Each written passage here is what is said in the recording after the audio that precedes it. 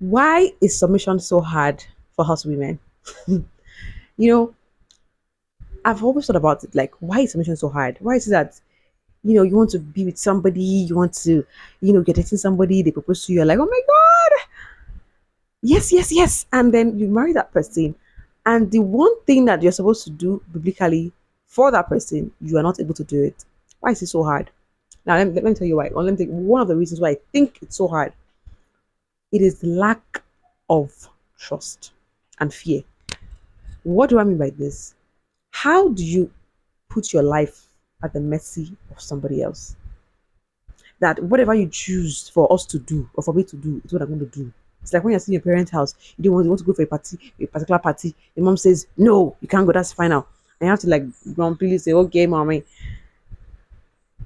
So you're like, how do I live this long? I'm like 28 or something, or 30, 35, and one man will tell me, don't go, and I'll not go. How?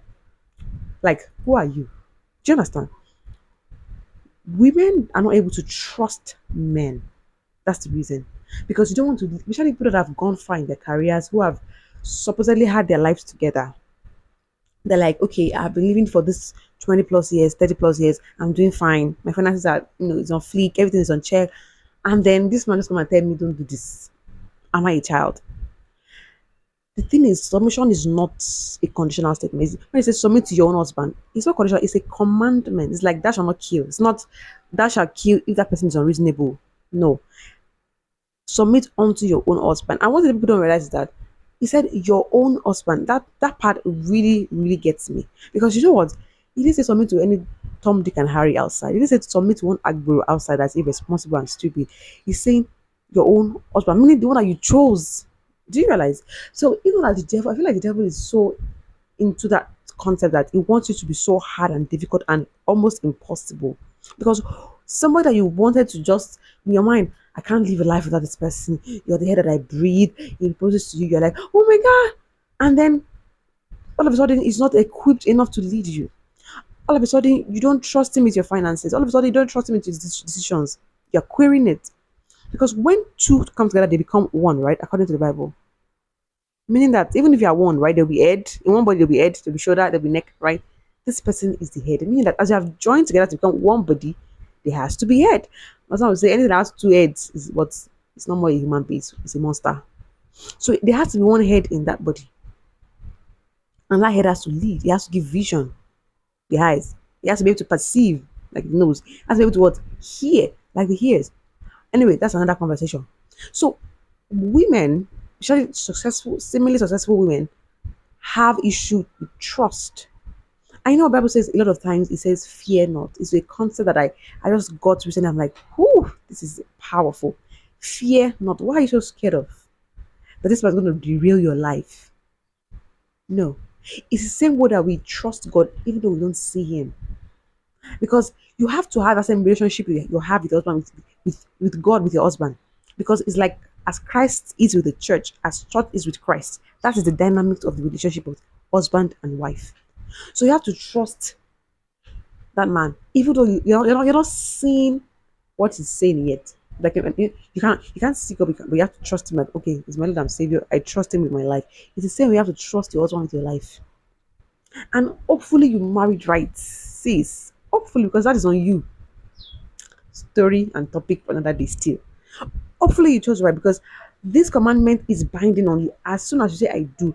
That's why many people are going on, the altar and like they're smiling, they're laughing, they're dancing. I'm like, sis, I hope you can trust this man with your life. Not like they come and say, oh, I can't do this. You can't tell me that. He can't tell you because you chose that man. So ability to be able to be submissive is hinged on so many things. But we have to trust God and obey him. If you are submitted to God, you will be submitted to his commandments.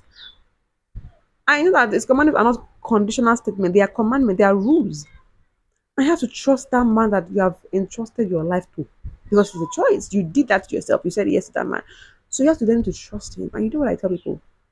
If you are feeling like you can't trust that person or you can't submit naturally to that person, pray about it. Because the flesh actually can be so strong. You're trying to get control over your life. I mean, you have been on your own for like how many plus years? Maybe you have lived in the same, you have lived in your own apartment for like 5 years before you got married. So you know how to put things together. So somebody telling me, don't put that there, don't go, and you're like, excuse you, excuse you. He has the right now because you give him that right, and God has stamped on it. He has the right. So even if you take it to the court of Jesus, you are going to lose. I'm sorry, because that is what the authority of a man is. So you need to pray about it because it is a commandment. And you have to learn to let go of that control. It is hard, like I said, for especially people who have their life together as women. Trust that he knows what he's doing. Even if you think that this man doesn't know what he's doing, go and pray about it. So that God will teach him to know what he's doing and then lead you. Because either way, you cannot jump the gun. You can't say, you know what, I want to be God in his life and then teach him. No, it is God, man, and the woman. I'm sorry, I did not create the rules. Fortunately, you're on that third ladder. And you know, not there because you are inferior, but because there has to be a placement. Just imagine the hand is fighting the head and say, why are you on top? Like, what's your problem? I want to be on top. And your hand is like this. Do you understand?